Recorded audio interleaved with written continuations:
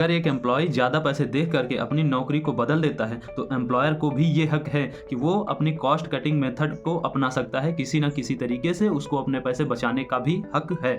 लेकिन आप मुझे एक बात बताइए कि क्या ज़्यादा पैसे का ऑफर देखकर एक एम्प्लॉय अपने करंट कंपनी को छोड़कर दूसरी कंपनी में नहीं चला जाता? पहली नज़र में आप देखेंगे तो लगेगा कि सारी की सारी गलती अनअकैडमी के मैनेजमेंट की थी, लेकिन ये बात सिर्फ सिक्के का एक पहलू है। सिक्के के दूसरे पहलू को भी देखने की जरूरत है। लेकिन ये जो अनअकैडमी की ग्रोथ स्टोरी थी वो इंडिया के बाकी स्टार्टअप की तरह जमीन में कम और हवा में ज्यादा दिख रही थी, और मजबूरी में अनअकैडमी को इन टीचर्स को रोके रखने के लिए ज्यादा पैसे देने पड़ रहे थे। उन्होंने मुझसे एक बात पूछी कि आपने अनअकैडमी क्यों छोड़ा? तो फाइनली मैंने ये डिसीजन लिया कि मैं अपने यूट्यूब को कंटिन्यू करूंगा और मैंने अनअकैडमी छोड़ दिया। जो भी अगर आप सोच रहे हैं पहला सवाल कि मैम अभी क्यों, पहले क्यों नहीं, क्योंकि हालात अभी बने, चीजें अभी स्टार्ट हुई। आखिर में अनअकैडमी के साथ मेरा ब्रेकअप क्यों हुआ?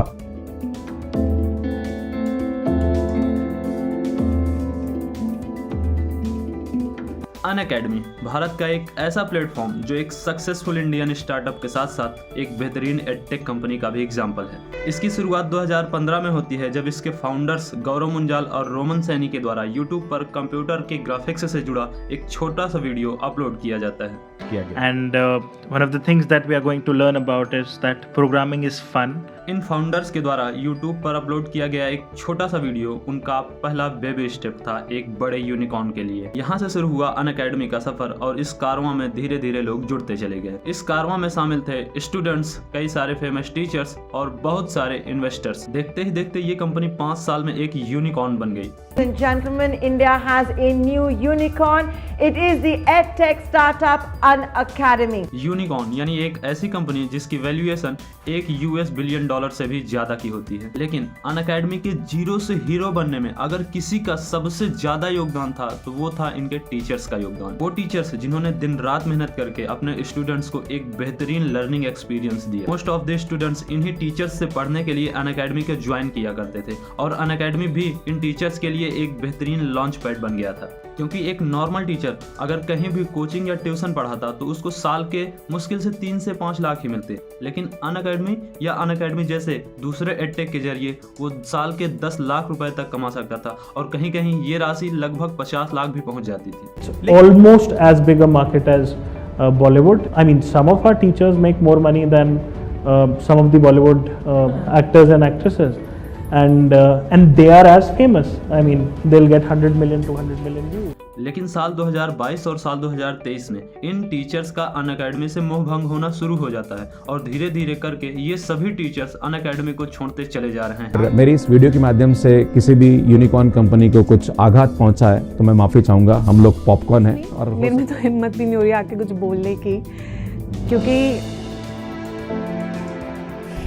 मैं ये नहीं कहूँगी मेरा झगड़ा हुआ या उन्होंने कुछ कहा, मुझे नहीं कहा। कुछ इस कदर निभाओ जिंदगी का किरदार कि पर्दा गिर जाए फिर भी तालियां बजती रहे। टीचर्स अनअकैडमी को छोड़ने के पीछे इसके मैनेजमेंट को ब्लेम कर रहे हैं और मैनेजमेंट भी ना चाहते हुए इन टीचर्स को या तो निकाल रहा है या फिर कई ऐसी पॉलिसीज ला रहा है जिससे कि ये टीचर खुद ही अनअकैडमी को छोड़ दें।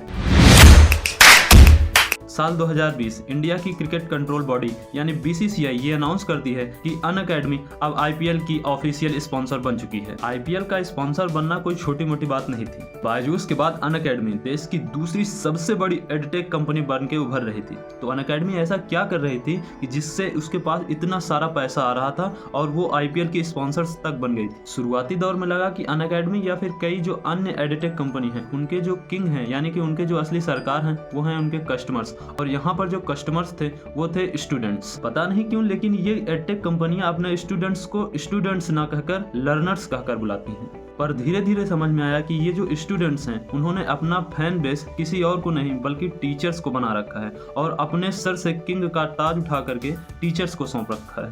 पहले जो टीचर्स थे वो या तो पहले कोचिंग में पढ़ाते थे या फिर अपने वीडियो लेक्चर्स को यूट्यूब पर अपलोड कर दिया करते थे। लेकिन यूट्यूब या फिर कोचिंग के द्वारा इन टीचर्स को अच्छी खासी इनकम नहीं मिल रही थी, और तो और इनको डिजिटल क्लासेस के लिए जो सामान चाहिए होता है उसको मेंटेन करने में भी कठिनाइयों का सामना करना पड़ रहा था। डिजिटली अगर किसी को सक्सेस पानी होती थी तो उसको एक लंबा इंतजार करना पड़ता था और कई सारे टीचर्स इसके लिए रेडी नहीं थे। फिर इन सभी टीचर्स की सभी परेशानियों का जवाब बन करके आया अनअकैडमी, और धीरे धीरे ये सभी टीचर्स अनअकैडमी को ज्वाइन करने लगे। लेकिन थोड़े दिनों बाद इन टीचर्स यानी अनअकैडमी की भाषा में कहें तो इन एजुकेटर्स के नखरे धीरे धीरे बढ़ने लगे। अगर कोई दूसरी एडटेक कंपनी इनको ज्यादा पैसे का ऑफर देती तो ये टीचर्स इस कंपनी को छोड़ करके दूसरी एडटेक कंपनी को ज्वाइन करने लगे, और मजबूरी में अनअकैडमी को इन टीचर्स को रोके रखने के लिए ज्यादा पैसे देने पड़ रहे थे। देखिए, एजुकेशन एक ऐसा बाजार है जहाँ पर इमोशन और होप दिखाकर लोगों को चीजें बेची जाती हैं। यहाँ पर इमोशन था उनका रिजल्ट और होप थी उनकी सक्सेस। इमोशन और होप का बाजार इंडिया में काफी ज्यादा गर्म रहता है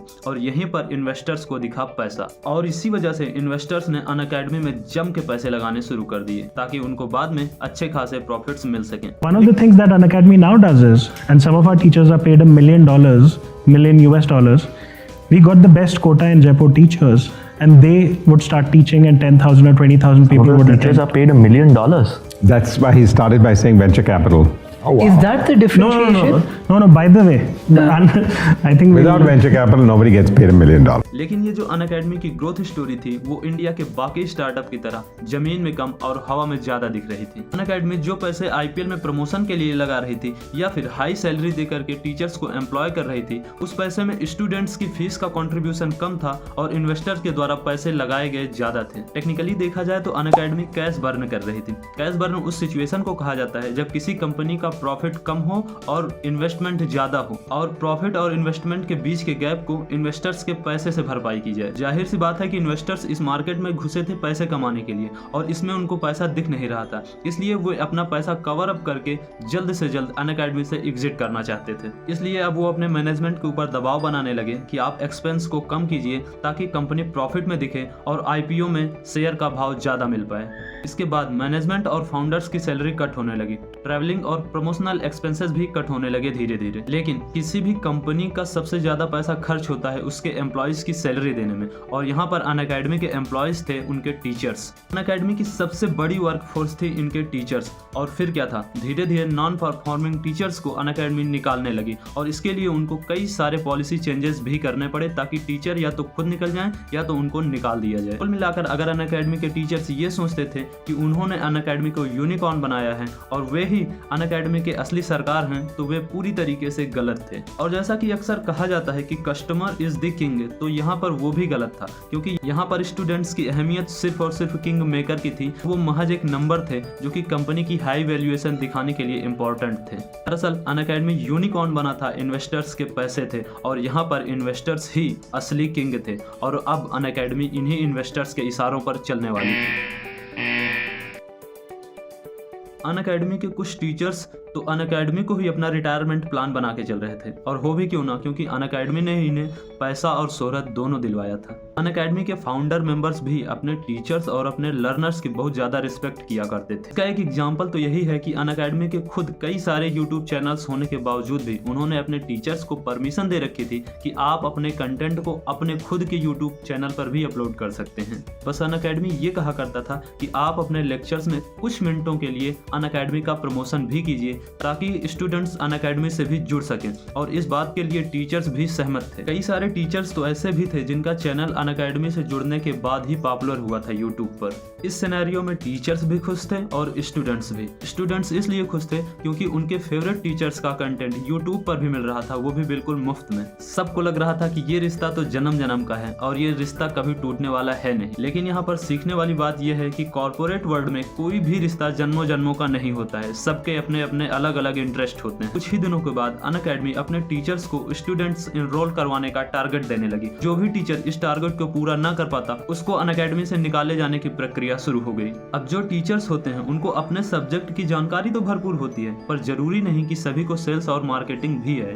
और इन सब के बीच अगस्त 2023 में सभी टीचर्स के पास एक मेल जाता है कि आप अपने कंटेंट को अब YouTube पर अपलोड नहीं कर सकते हैं। ये ईमेल इन सभी टीचर्स के लिए काफ़ी ज़्यादा शॉकिंग था, क्योंकि अनअकैडमी की यही खासियत थी कि उन्होंने अपने टीचर्स को फ्रीडम दे रखी थी कि आप अपने कंटेंट को YouTube चैनल पर अपलोड कर सकते हैं। अनअकैडमी के कई सारे टीचर्स ऐसे थे जिनकी YouTube पर भयंकर फैन फॉलोइंग थी और वो इससे अच्छे खासे पैसे भी कमा रहे थे, इसलिए YouTube को छोड़ना उनके लिए घाटे का सौदा लगने लगा। अंततः इन्होंने अनअकैडमी को छोड़ना ही मुनासिब समझा।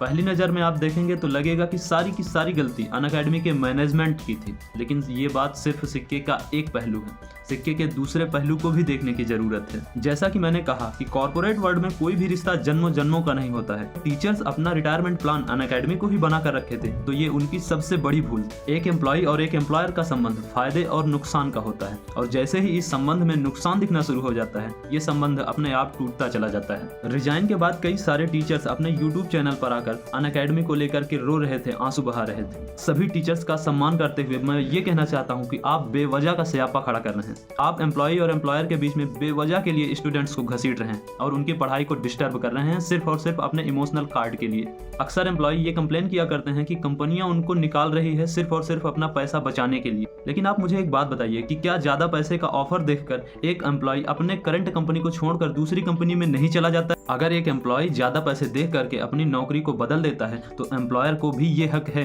कि वो अपनी कॉस्ट कटिंग मेथड को अपना सकता है। किसी न किसी तरीके से उसको अपने पैसे बचाने का भी हक है। और दूसरी बात, अनअकैडमी के टीचर्स को भी ये बात मालूम थी कि कंपनी जो उन्हें भारी भरकम फीस दे रही है उसके एवरेज में उतने ज्यादा स्टूडेंट्स एनरोल नहीं हो रहे हैं कि उनकी भारी भरकम फीस को उठा सके कंपनी, और साथ साथ मैनेजमेंट को भी संभाल सके, ऑपरेशन कॉस्ट भी निकाल सके उन स्टूडेंट्स के पैसों से। जब अनअकैडमी के सारे टीचर्स को मालूम था कि अनअकैडमी इन्वेस्टर्स के पैसे से चल रही है, इन्वेस्टर्स कभी न कभी तो प्रॉफिट के लिए दबाव बनाएंगे ही, तो इस सिनेरियो में पूरी की पूरी गलती अनअकैडमी की मैनेजमेंट की कैसे?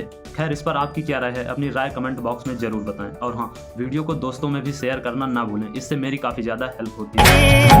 तू ही था झूठा, हम झूठे नहीं।